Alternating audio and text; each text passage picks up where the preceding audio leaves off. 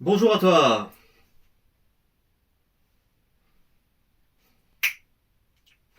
Bonjour à toi, petit personnage errant sur le YouTube francophone. Cette vidéo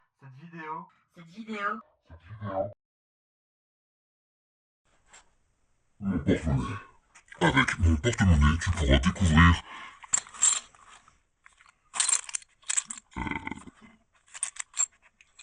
Ouais. Oh, Du Buffalo Grill, trop bien. Oh, il doit avoir au moins 20 centimes. Des billets peut-être. ah ben. toi aussi achète mon porte-monnaie. Avec mon porte-monnaie, c'est zéro dépense assurée.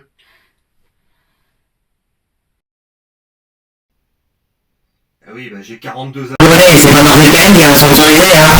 Je suis désolé, c'est exclu. Ouais, bientôt. On doit être un passage.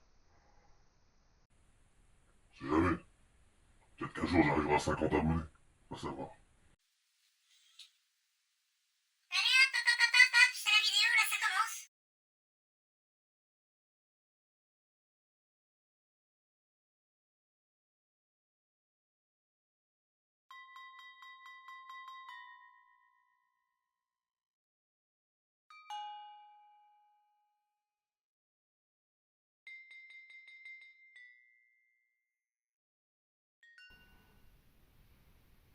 Cette histoire, je l'ai gardée en moi pendant des années. Ce que je vais partager avec vous ce soir n'a rien d'un conte, ni d'un mythe urbain. C'est une vérité. Une vérité que j'aurais préféré ne jamais découvrir.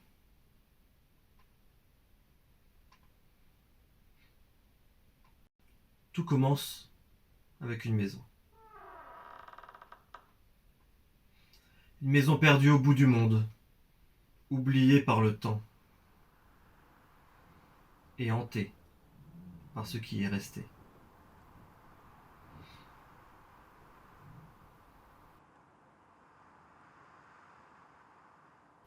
Certains souvenirs nous habitent comme des ombres, des souvenirs que l'on croit enfouis. Mais il suffit d'un rien pour qu'ils ressurgissent. Une image, un son, une odeur, et tout revient. Tout. La maison dont je vous parlais n'aurait jamais dû être habitée. C'est un lieu où le temps s'est arrêté, où quelque chose s'est brisé. Et pourtant j'ai accepté d'y aller. Pourquoi? Tout a commencé par une simple invitation. Une voix familière, un ami que je croyais connaître, mais qui semblait changer.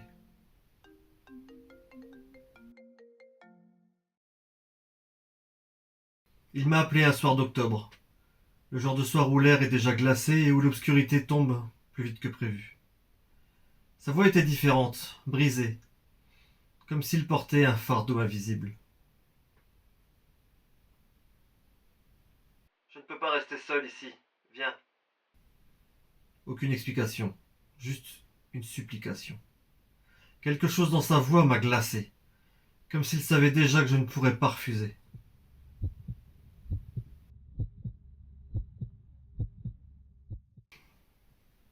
J'ai pris la route le lendemain matin, des kilomètres de chemin boueux à travers des forêts denses et silencieuses.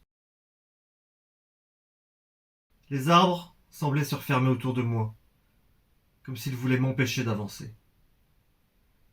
Chaque kilomètre me rapprochant un peu plus de quelque chose. Mais de quoi? Je l'ignorais encore. Et puis je l'ai vue.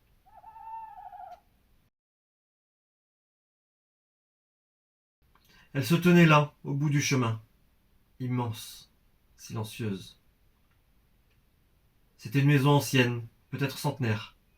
Les murs en pierre grise étaient couverts de lierre, comme si la nature elle-même cherchait à la dissimuler. Les fenêtres étaient sales, presque aveugles, et le toit semblait sur le point de s'effondrer. Mais ce n'est pas l'état de la maison qui m'a marqué, c'est son aura. Elle dégageait une sensation d'oppression, comme si elle respirait encore, comme si elle m'attendait.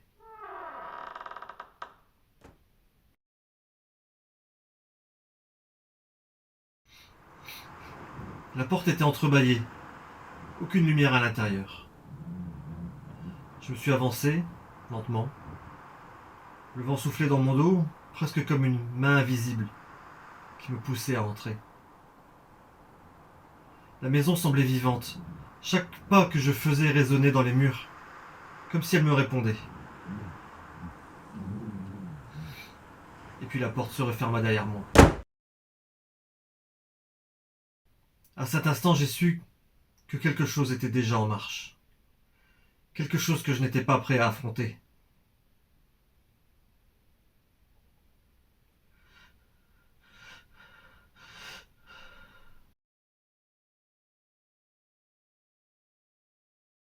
Ce que je vais vous raconter dépasse tout ce que j'avais imaginé. Chaque nuit passée dans cette maison m'a rapproché un peu plus de l'inconnu et de l'oubli. Préparez-vous. Ce n'est que le début.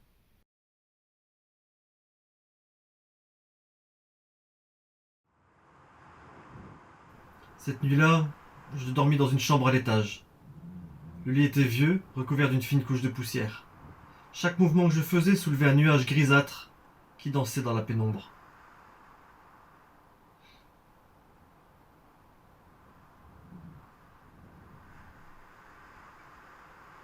Les murs étaient fissurés. Leur surface, rongée par l'humidité et le temps, formait des veines sombres qui semblaient s'étendre à chaque seconde.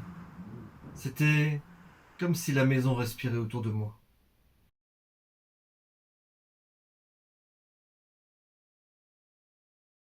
Le plafond craquait par moments, comme si quelqu'un ou quelque chose se déplaçait juste au-dessus.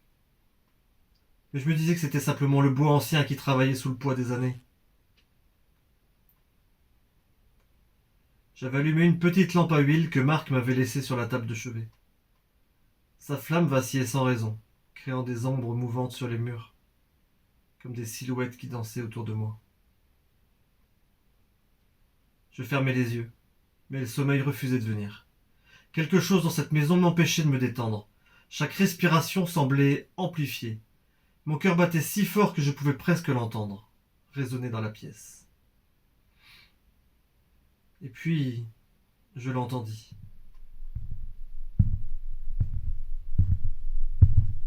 C'étaient des pas. Lourds, lents, inexorables. Ils montaient l'escalier, marche après marche. Le bois craquait sous leur poids. Chaque son semblant résonner jusque dans mes os. Mon esprit chercha immédiatement une explication rationnelle. Peut-être Marc était-il encore éveillé, peut-être avait-il besoin de quelque chose. Mais Marc ne pouvait pas être là. Il était parti dormir dans une pièce au rez-de-chaussée, bien plus loin que l'escalier. Et surtout, ses pas étaient trop lourds.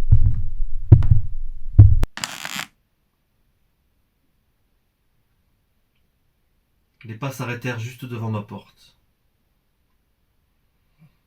Mon cœur se mit à battre si fort que j'étais certain que ça pouvait l'entendre de l'autre côté. Chaque muscle de mon corps était tendu, prêt à fuir, mais où? La poignée bougea. Une fois. Puis une deuxième fois. Plus fort. Plus déterminé.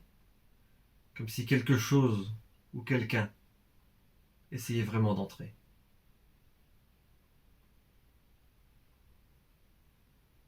Mais la porte ne s'ouvrit pas.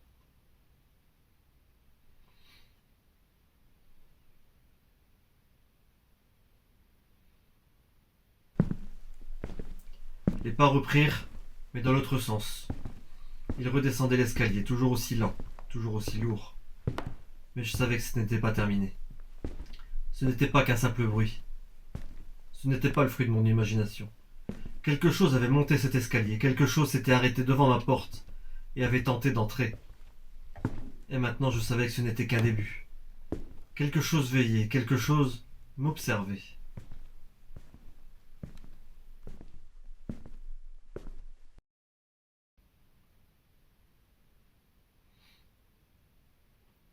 Le lendemain, je descendis au salon. L'atmosphère avait changé. La veille, la maison était simplement vieille et poussiéreuse, mais maintenant, elle était glaciale. Pas un froid ordinaire, pas celui que l'on ressent en hiver, ni celui d'une pièce mal chauffée, non. C'était un froid profond, presque surnaturel, comme si la chaleur elle-même avait été bannie de cet endroit.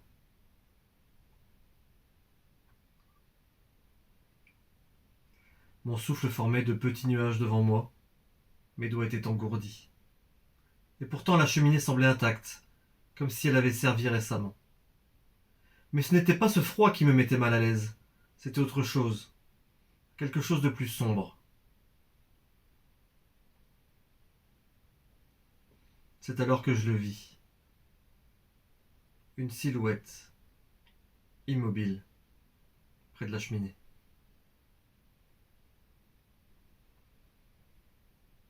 C'était un homme, ou du moins, ça en avait l'apparence. Il portait un costume noir, démodé, presque victorien. Sa tête était légèrement baissée, mais son visage restait caché dans l'ombre. Je n'arrivais pas à distinguer ses traits. Je sentis une peur glaciale s'emparer de moi. Mon corps voulait bouger, mais mes jambes étaient paralysées. Ce n'était pas de la surprise, c'était de la peur pure. La peur d'être en présence de quelque chose qui n'aurait pas dû exister. Il était là, mais il ne bougeait pas. Il n'émettait aucun son. Pourtant, je savais qu'il m'observait. Je le sentais comme une brûlure invisible sur ma peau.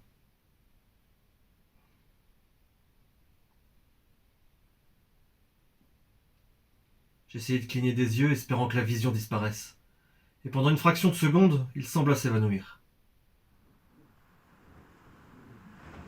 Mais la pièce ne retrouva pas sa chaleur. Et la sensation d'être observé ne s'était pas dissipée. Au contraire, elle était encore plus forte. Je tournai lentement la tête pour balayer la pièce des yeux. Les meubles semblaient avoir changé de place, comme si la maison elle-même était en mouvement. Puis je me retournai vers la cheminée. La silhouette avait disparu. Mais son absence ne m'apporta aucun réconfort, parce qu'en moi je savais qu'il était toujours là, caché dans les ombres, observant, attendant. La maison, déjà lugubre auparavant, était devenue autre chose. Elle avait une conscience, et cette conscience était tournée vers moi. Je ne savais pas encore ce que j'allais affronter, mais une chose était certaine, ce n'était que le début.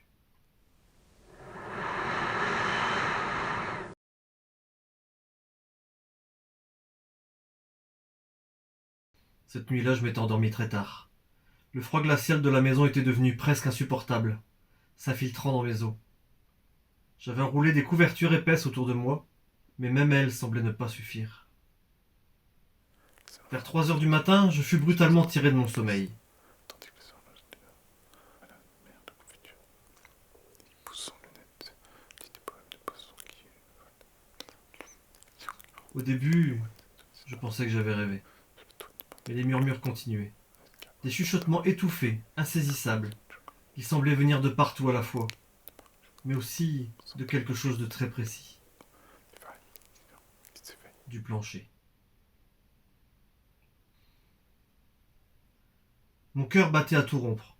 Une sueur froide perlait sur mon front. Pourtant je ne pus m'empêcher de me pencher lentement au bord du lit jusqu'à ce que mon oreille touche presque les lattes de bois craquelées. Ce que j'entendis alors reste gravé dans ma mémoire. Ce n'étaient pas des bruits de tuyauterie, ni des sons d'animaux. C'étaient des voix, distinctes. Elles murmuraient des mots dans une langue que je ne comprenais pas. Des prières ou peut-être des malédictions. La tonalité des voix n'était ni bienveillante ni hostile, mais profondément triste. Ces voix parlaient d'un ton régulier, presque cérémoniel, comme si elles exécutaient un rituel. Elles s'entrecroisaient, se superposaient, créant une cacophonie étrange. Parfois une seule voix s'élevait au-dessus des autres. Elle semblait appeler quelqu'un, ou quelque chose.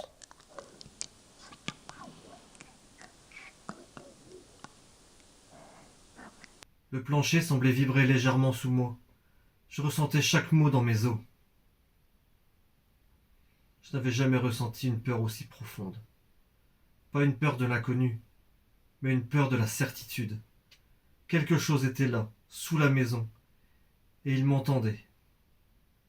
Je voulais partir. Cette fois, je n'avais plus de doute. La maison elle-même voulait que je reste, mais je n'allais pas l'écouter. Je me dirigeais vers la porte d'entrée, prêt à fuir. Mes mains tremblaient en cherchant les clés sur la petite table à l'entrée. Mais elles n'y étaient plus. Je fouillais frénétiquement, sur les étagères, dans mes poches, sous les coussins du fauteuil poussiéreux, rien. Les clés avaient disparu.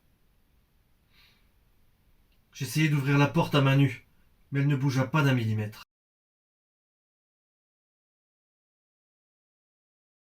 Les voix s'étaient tues, mais la sensation d'être observé était plus forte que jamais.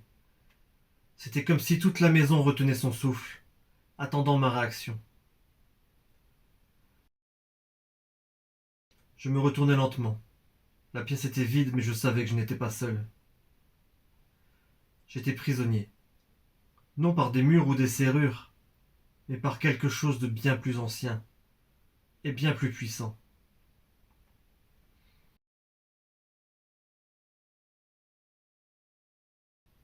La dernière nuit fut la pire.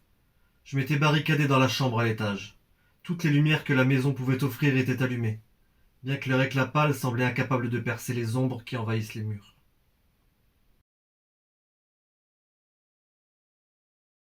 À chaque instant, j'avais l'impression que quelque chose se mouvait juste au-delà de la portée de la lumière, que des ombres dansaient autour de moi, m'observant avec une patience infinie. La fatigue m'avait vaincu. Je m'étais assis sur le lit, le dos contre le mur, les yeux grands ouverts. Mais malgré moi, je sombrais dans un demi-sommeil. Puis à minuit, tout bascula.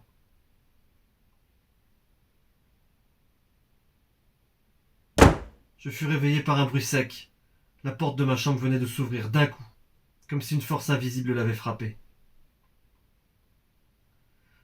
Je restai figé, incapable de bouger. Dans l'embrasure de la porte, une silhouette blanche, immobile. Cette figure n'avait rien d'humain. Elle était voilée d'un tissu spectral, translucide, comme si elle flottait à mi-chemin entre deux mondes. Aucun visage n'était visible, mais je sentais son regard posé sur moi.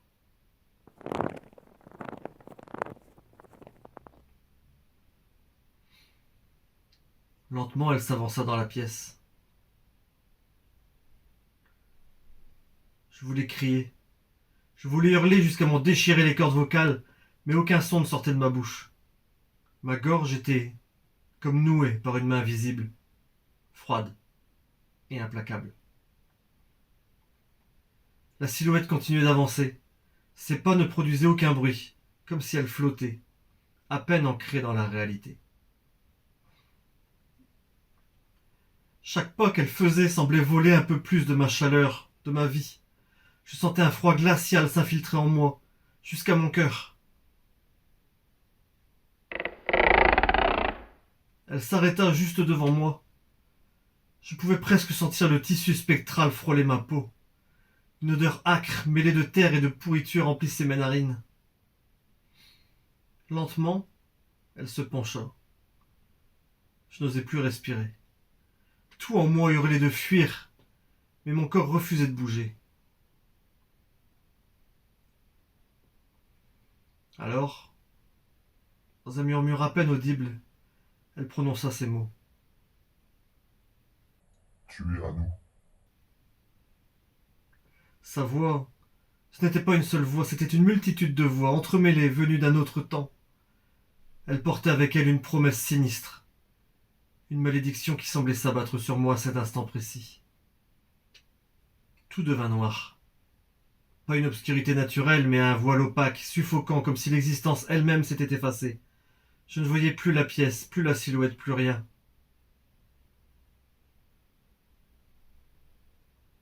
Je n'étais plus dans la maison. J'étais ailleurs. Suspendu dans un néant glacial, sans repère, sans espoir, les murmures continuaient, tournant en cercle autour de moi, devenant de plus en plus fort, de plus en plus furieux.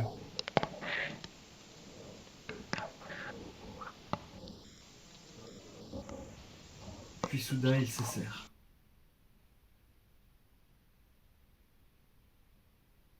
Et je me réveillai. J'étais toujours dans la chambre, mais elle n'était plus la même.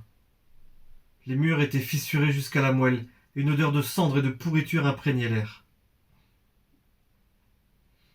La porte était grande ouverte, les lumières éteintes, et au pied de mon lit, sur le bois ancien du plancher, des traces de pas.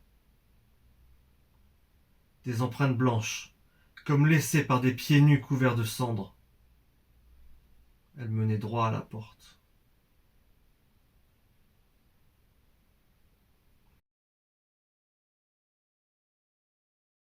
L'aube finit par arriver. Les premiers rayons du soleil filtrèrent à travers les volets, mais au lieu de réchauffer la pièce, ils la baignaient d'une lumière froide et blafarde. C'était comme si la maison avait absorbé toute la chaleur et l'avait enterrée sous des couches d'ombre anciennes. Tout était étrangement silencieux. Pas de craquement de plancher, pas de vent sifflant sous les fenêtres. La maison était morte. Mais quelque chose manquait. Marc.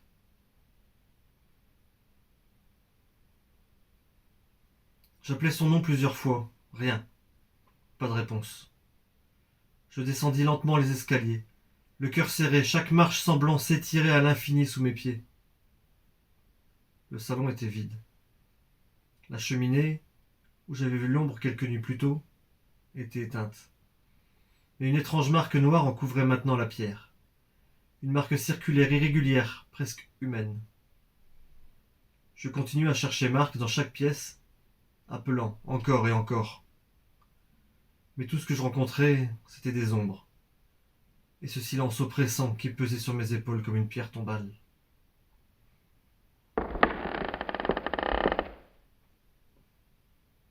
Les souvenirs me revinrent. Je n'avais jamais croisé Marc dans cette maison. C'est comme si j'avais rêvé de lui, mais en fait jamais je ne l'ai croisé à l'intérieur de cette maison. Finalement, je retournai à l'entrée, mais lorsque je posai la main sur la poignée, un frisson glacial me parcourut. C'était comme si la maison elle-même s'accrochait à moi, refusant de me laisser partir. D'une force que je ne pensais pas posséder, je tirai la porte. Et pour la première fois depuis mon arrivée, elle céda, comme si une barrière invisible avait été brisée.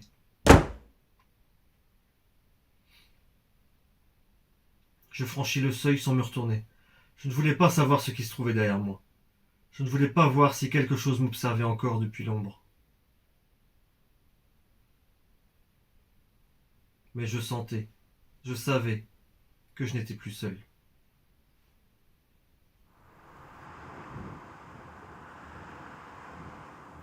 Depuis ce jour, je vis avec une certitude que je ne peux ignorer.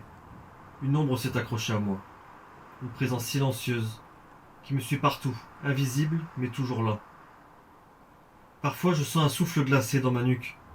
Parfois une ombre furtive traverse les murs de ma maison. Et chaque fois que je ferme les yeux, je revois cette silhouette blanche. Celle qui m'a murmuré « Tu es Anna ».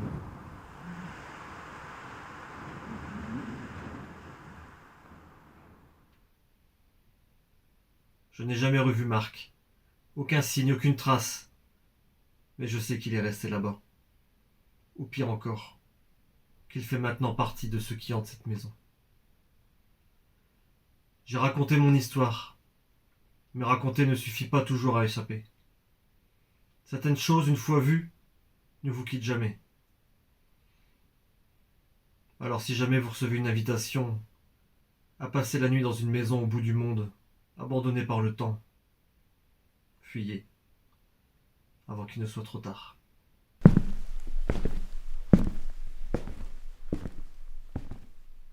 Certains diront que ce n'était qu'un cauchemar, mais moi je sais ce que j'ai vu, et ce que j'ai entendu. La maison oubliée existe toujours, et elle attend. Si un jour quelqu'un vous invite à y passer une nuit, refusez.